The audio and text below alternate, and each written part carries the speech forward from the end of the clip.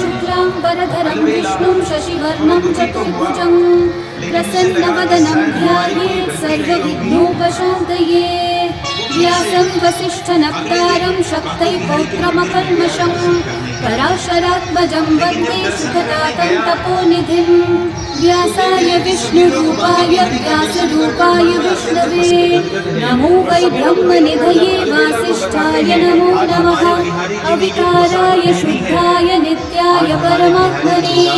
सदैकरूपरूपाय विष्णवे सर्वजिष्णवे। यस्य स्मरणमात्रेण जन्म संसारबन्धनात्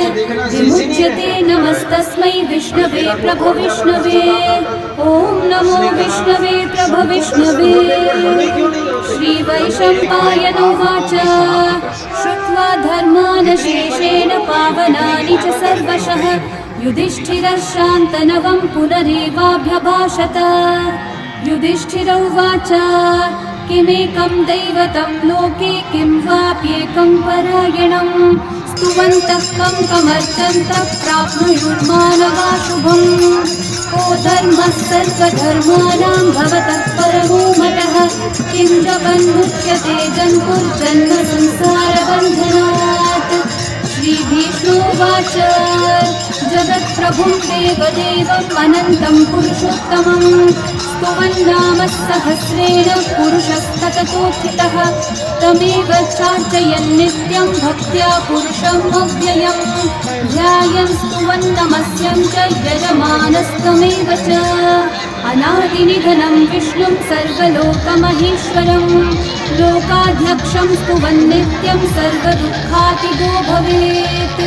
ब्रह्मण्यं सर्वधर्मज्ञं लोकानां कीर्तिवर्धनं लोकनाथं महद्भूतं सर्वभूतभवोद्भवम्। एष मे सर्वधर्माणां धर्मोऽधिपतमो मतः यद्भक्त्या पुण्डरीकाक्षं स्तवैरर्चैर्नरः सदा। परमं यो महत्तेजः परमं यो महत्तपः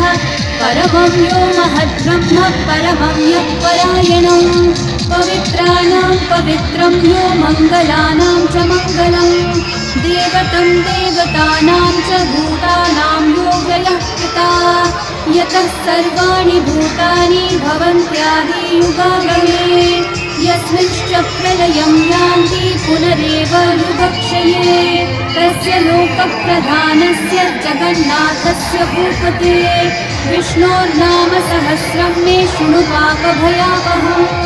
यानि नामानि गौणानि विख्यातानि महात्मनः ऋषिभिः परिगीतानि तानि वक्ष्यामि भूतये। ऋषिर्नाम्नां सहस्रस्य वेदव्यासो महामुनिः छन्दोनुष्टुप् तथा देवो भगवान् देवकीसुतः अमृतांशोद्भवो बीजं शक्तिर्देवकीनन्दनः त्रिसामाहृदयं तस्य शान्त्यर्थे विनियुज्यते। विष्णुं जिष्णुं महाविष्णुं प्रभविष्णुं महेश्वरम् अनेकरूपदैत्यान्तं नमामि पुरुषोत्तमम्। अस्य श्रीविष्णोर्दिव्यसहस्रनामस्तोत्रमहामन्त्रस्य श्रीवेदव्यासो भगवान् ऋषिः अनुष्ठुप्छन्दः श्रीमहाविष्णु परमात्मा श्रीमन्नारायणो देवता अमृतांशोद्भवो भानुरिति बीजम् देवकीनन्दनसृष्टेति शक्तिः उद्भवक्षोभणो देव इति परमो मन्त्रः शङ्खभृन्नन्दकी चक्रीति कीलकम् शार्ङ्गधन्वा गदाधर इति अस्त्रम् रथाङ्गपाणिरक्षोभ्र इति नेत्रम् त्रिसामा सामगः सामेति कवचम् आनन्दं परब्रह्मेति योनिः ऋतुः सुदर्शनः काल इति दिग्बन्धः श्रीविश्वरूप इति ध्यानम् श्रीमहाविष्णुः प्रीत्यर्थे सहस्रनाम जपे विनियोगः।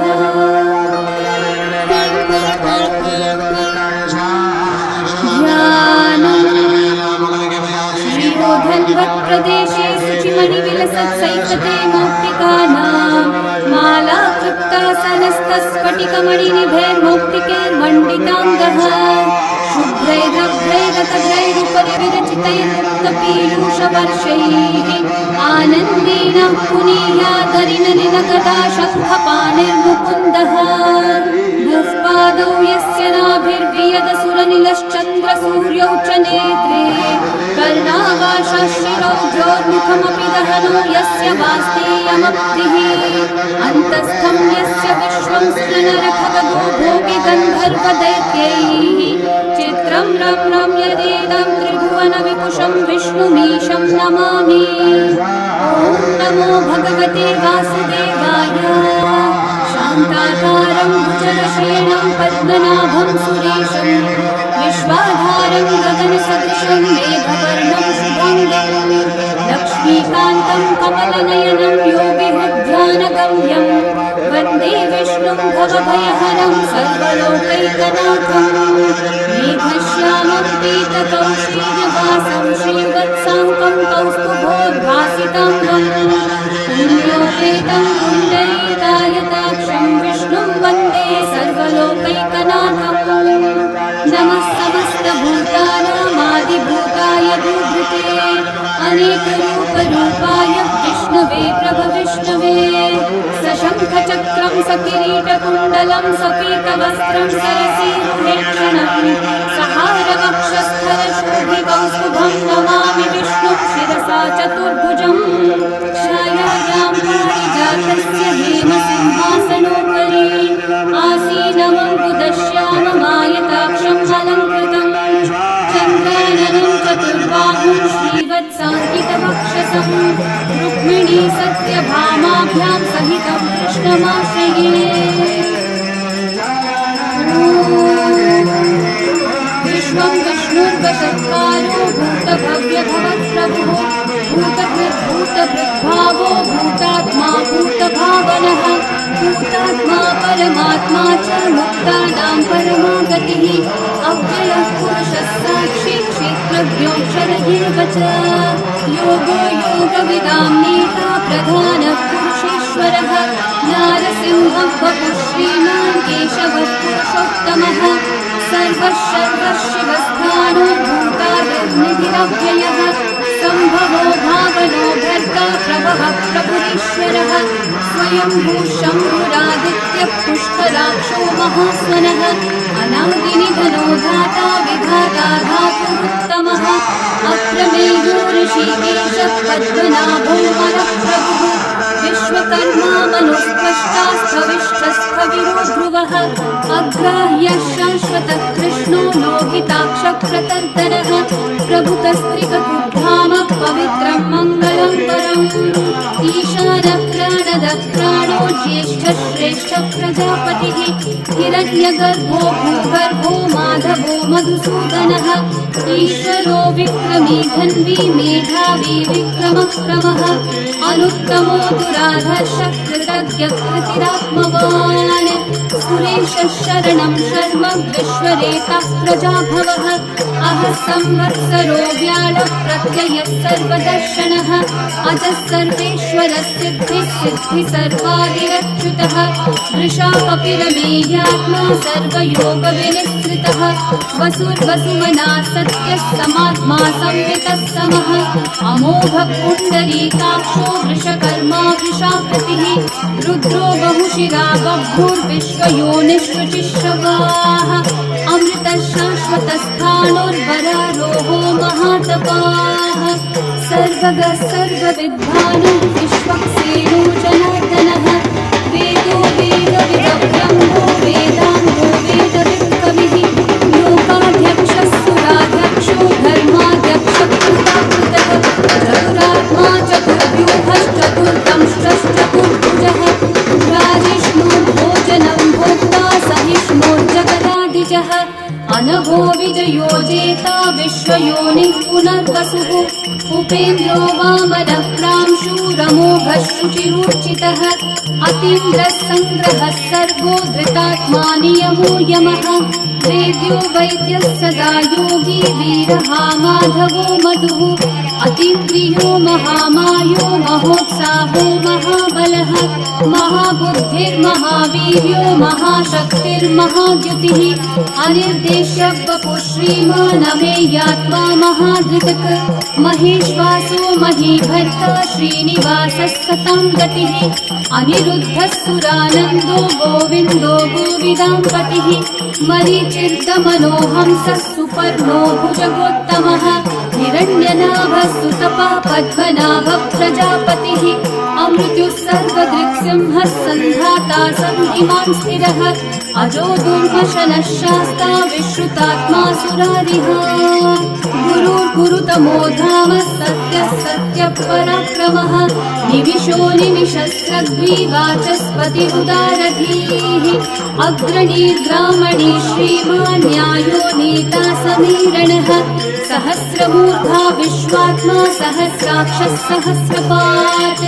आवर्तनो निवृत्तात्मा संवृतः सम्प्रमर्दनः अहः संवर्तको वह्नि अनिरोधरणीधरः सुप्रसादः प्रसन्नात्मा विश्वभुग्विभुः सत्कर्ता सत्कृतः साधुर्जन्मोर्नारायणो नरः असंख्येयो प्रमेयात्मा विशिष्टः शिष्टकृच्छुचिः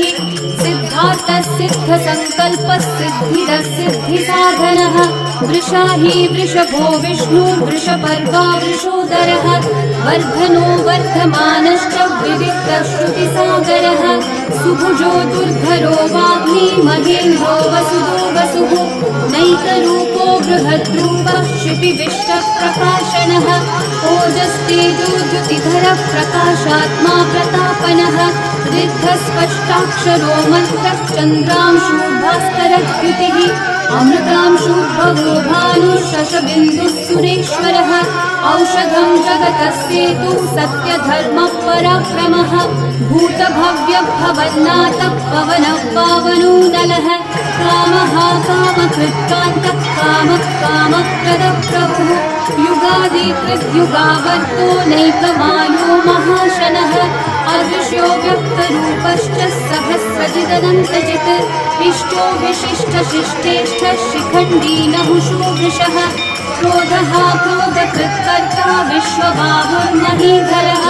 अच्युतः प्रकृतः प्राणः प्राणदो वासवानुजः अपान्निधिरधिष्ठानम् अप्रमत्तः प्रतिष्ठितः स्कन्दस्कन्दद्धरो धुर्यो वरदो वायुवाहनः वासुदेवो बृहद्भानुरादिदेवः पुरन्दरः अशोकस्थारणस्थारः शूरः शौरीर्जनेश्वरः अनुकूलः शतावर्तः पद्मे पद्मनिभीक्षणः पद्मनाभोरविन्दाक्षः पद्मगर्भः शरीरभृत् महर्गीरिद्धवृद्धात्मा महाशूरध्वजः अतुलः शरभो भीमः समयज्ञो हविर्हरिः सर्वलक्षणलक्षण्यो लक्ष्मीवान् समितिञ्जयः विक्षणो रोहितो मार्गो हेतुर्दामोदरः सहः महीधरो महाभागो वेदवानविनाशनः उद्भवक्षोभणो देवः श्रीगर्भः परमेश्वरः करणं कारणं कर्ता विकर्ता गहनो गुहः व्यवसायो व्यवस्थानः संस्थानस्थानदो ध्रुवः परद्धि परमस्पष्टः पुष्टः पुष्टः शुभेक्षणः रामो विरतो मार्गो नेयो नयो नयः वीरशक्तिमतां श्रेष्ठा धर्मो धर्मविदुत्तमः वैकुण्ठपुरुषप्राणः प्राणदः प्रणवप्रभुः हिरण्यगर्भः शत्रुघ्नो व्याप्तो वायुरधोक्षजः ऋतुः सुदर्शनकारः परमेष्ठी परिग्रहः उग्रसंवत्सरो दक्षो विश्रामो विश्वदक्षिणः विस्तारस्थावरस्थानो प्रमाणं बीजमव्ययम् अर्थोऽनर्थो महाकोशो महाभोगो महाधनः अनिर्विण्णस्थविष्ठो भूधर्मयुक्तो महानखः नक्षत्रनेमे नक्षत्री क्षामः समीहनः यज्ञयुज्यो महेश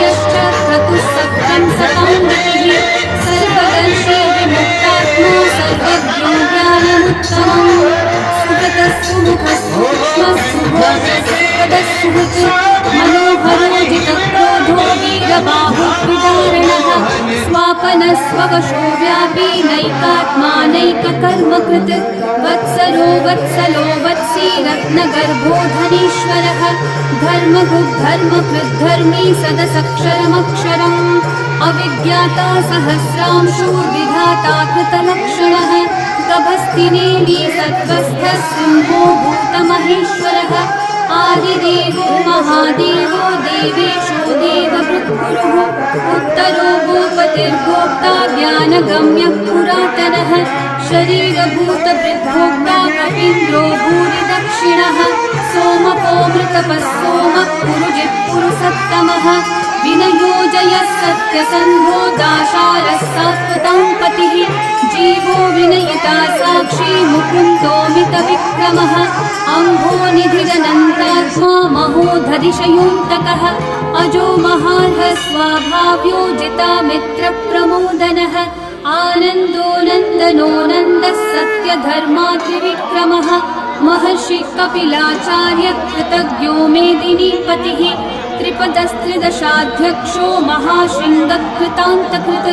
महावराहो गोविन्दः सुषेणः कनकाङ्गदे गुह्यो गभीरो गहनो गुप्तश्चक्रगदाधरः रेधास्वाङ्गोचितकृष्णो दृढसङ्कर्षणोच्युतः वरुणो वारुणो वृक्षः पुष्कराक्षो महामनाः भगवान् भगहानन्दी वनमाली हलायुधः आदित्यो ज्योतिरादित्यः सहिष्णुर्गतिसत्तमः सुगन्धाखण्डपरशुर्दारुणो द्रविणप्रदः दिवस्पृक्सर्वदृग्व्यासो वाचस्पतिरयोनिजः त्रिसामासामगस्सामन्निर्वाणं भेषजं भिषक् सन्न्यासकृच्छमः शान्तो निष्ठा शान्तिपरायणम् शुभाङ्गः शान्तिदसृष्टा कुमुदः कुवलेशयः गोहितो गोपतिर्गोप्ता वृषभाक्षो वृषप्रियः अनिवर्ती निवृत्तात्मा संक्षेप्ताक्षेमकृच्छिवः श्रीवत्सवक्षा श्रीवासः श्रीपति श्रीमतांवरः श्रीधः श्रीशः श्रीनिवासः श्रीनिधिः श्रीविभावनः श्रीधर श्रीकर श्रेयः श्रीमान् लोकत्रयाश्रयः स्वक्षस्वङ्गः शतानन्दो नन्दिर्ज्योतिर्गणेश्वरः विजितात्मा विधेयात्मा सत्कीर्तिश्चिन्न संशयः उदीर्णः सर्वतश्चक्षुरनीशः शाश्वतस्थिरः भूषयो भूषणो भूतिर्विशोकः शोकनाशनः अर्चिष्मान् अर्चितः कुम्भो विशुद्धात्मा विशोधनः अनिरुद्धो प्रतिरथ प्रद्युम्नोमितविक्रमः कालनेमी निहावीरः शौरी शूरजनेश्वरः त्रिलोकात्मा त्रिलोकेश केशवक्तेशिहा हरिः कामदेवः कामपालः कामिकान्तकृतागमः अनिर्देश्य वपुर्विष्णु वीरोऽनन्तो धनञ्जयः ब्रह्मण्यो ब्रह्मकृद्ब्रह्मा ब्रह्म ब्रह्मविवर्धनः ब्रह्मविद् ब्राह्मणो ब्रह्मी ब्रह्मज्ञो ब्राह्मणप्रियः महाकर्मो महाकर्मा महातेजा महोरगः महाक्रतुर्महायज्वा महायज्ञो महाहविः स्तव्यस्तवप्रियस्तोत्रं स्तुतिस्तोतारणप्रियः पूर्णपूरयिता पुण्यकीर्तिरनामयः मनोजवस्तीर्थकरो वसुरेता वसुप्रदः वसुप्रदो वासुदेवो वसुर्वसुमनाहविः सद्गति सत्कृति सत्ता सद्भूति सत्परायणः शूरसेनो यदुश्रेष्ठः सन्निवासस्तु यामुनः भूता वासो वासुदेवः सर्वासु निलयो नरः दर्पः दर्पदो दृप्तो दुर्धरोऽथा पराजितः विश्वमूर्तिर्महामूर्तिर्दीप्तमूर्तिरमूर्तिमान् अनेकमूर्तिरव्यक्तः शतमूर्तिशताननः एकोनैकः सवक्किं यतत्पदमनुत्तमम् लोकबन्धुर्लोकनाथो माधवो भक्तवत्सलः सुवर्णवर्णो हेमाङ्गो वराङ्गश्चन्दनाङ्गदी वीरः विषमशून्यो घृताशीरशलश्चलः अमानी मानदो मान्यो लोकस्वामी त्रिलोकधृक् सुमेधा मेधजो पर्जन्यः सत्यमेधाधराधरः तेजो वृषो द्युतिधरः सर्वशस्त्रभृताम्बरः प्रग्रहो निग्रहो व्यग्रो नैकशृङ्गो गदागदः चतुर्मूर्तिश्चतुर्बाहुश्चतुर्व्यूहश्चतुर्गतिः चतुरात्मा चतुर्भावश्चतुर्वेदविवेकपात् समावर्तो निर्वृत्तात्मा दुर्जयो दुरतिक्रमः दुर्लभो दुर्गमो दुर्गो दुरावासो दुरारिहा शुभाङ्गो लोकसारङ्गः सुतन्तुस्तन्तुवर्धनः इन्द्रकर्मा महाकर्मा कृतकर्मा कृतागमः उद्भवः सुन्दर सुन्दो रत्ननाभः सुलोचनः अर्को वाजः शृङ्गी जयन्तः सर्वविजयी सुवर्णबिन्दुरक्षोभ्यः सर्ववागीश्वरेश्वरः महाहृदो महाकर्तो महाभूतो महानिधिः कुमुदकुन्दरकुन्दपर्जन्यः पावनो निलः अमृताशोऽमृतवपुः सर्वज्ञः सर्वतोमुखः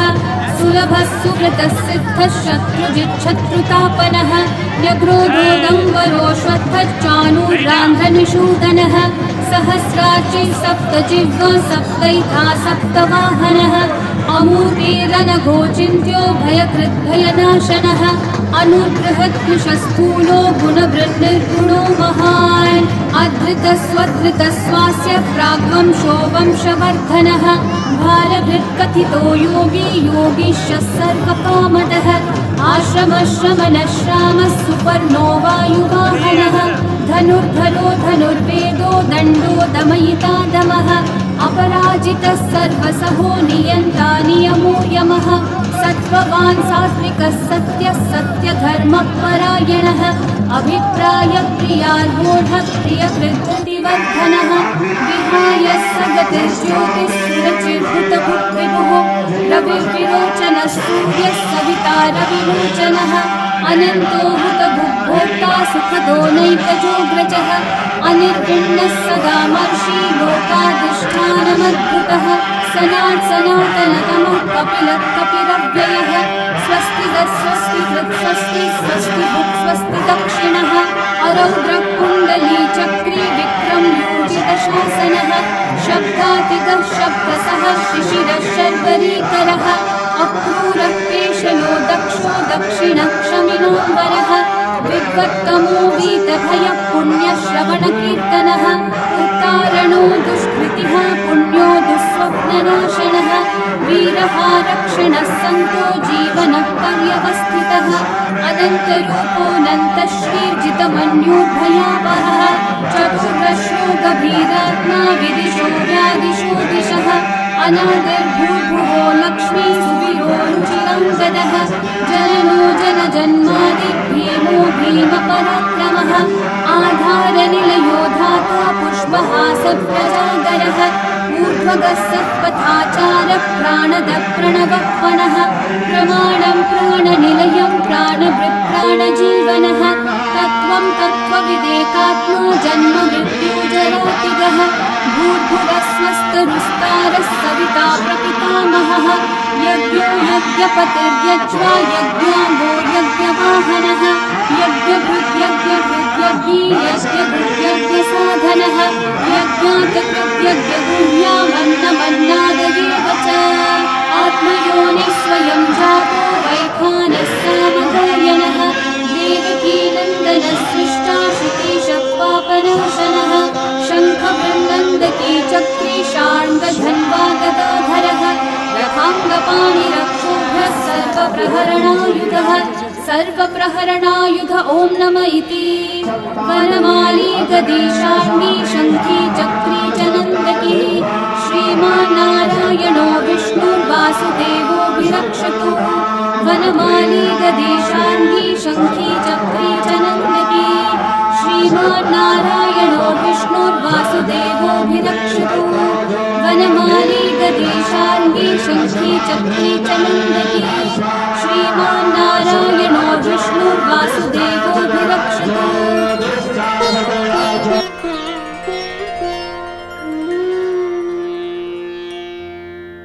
इति इदं कीर्तनीयस्य केशवस्य महात्मनः नाम्नां सहस्रं दिव्यानामशेषेण प्रकीर्तितम् यैदं शृणुयात् नित्यं यश्चापि परिकीर्तयेत् न शुभं प्राप्नुयात् किञ्चित् सोमुद्रेह च मानवः वेदान्तगो ब्राह्मणः स्यात् क्षत्रियो विजयी भवेत् वैश्यो धनसमृद्धः स्यात् शूद्रः सुखमवाप्नुयात् धर्मार्थे प्राप्नुयात् धर्मम् अर्थार्थे चार्थमाप्नुयात् कामानवाप्नुयात् कामे प्रजार्थे चाप्नुयात् प्रजाम् भक्तिमान् यः सदोत्थाय शुचिस्तद्गतमानसः सहस्रं वासुदेवस्य नाम्नामेतत् प्रकीर्तये यशः प्राप्नोति विपुलं याति प्राधान्यमेव च अचलां श्रियमाप्नोति श्रेय प्राप्नोत्यनुत्तमम् न भयं क्वचिदाप्नोति वीर्यं तेजश्च विन्दति भवत्यरोगो द्युतिमान् बलरूपगुणान्वितः रोगार्तो मुच्यते रोगात् बद्धो मुच्येत बन्धनात् भयान्मुच्येत भीतस्थो मुच्येतापन्नआपदः दुर्गान्यतितरत्याशो पुरुषः पुरुषोत्तमः स्तुवन्नाम सहस्रेण नित्यं भक्ति समन्वितः वासुदेवाश्रयो मध्यो वासुदेवपरायणः सर्वपापविशुद्धात्मा याति ब्रह्म सनातनम् न वासुदेवभक्तानामशुभं विद्यते क्वचित् जन्म मृत्युजराव्याधि भयं उपजायते इमं स्तव प्रतीयानश्रद्धा भक्तिसमन्वितः मुच्येतात्मसुखशान्ते स्वीकृते स्फुटिकीर्तिभिः न क्रोधो न च मात्सर्यं न लोभो नाशुभामतिः भवन्ति कृतपुण्यानां भक्तानां पुरुषोत्तमे द्यौ सुचन्द्राकनक्षात्राखं दिशो भूर्महो दधिः वासुदेवस्य वीर्येण विदतानि महात्मनः ससुरासुरगन्धर्वं स यक्षोरगराक्षसं जगद्वशे वर्तते तं कृष्णस्य सचराचरम् इन्द्रियाणि मनोबुद्धिः सत्त्वं तेजो बलं धृतिः वासुदेवात्मकन्याहुः क्षेत्रं क्षेत्र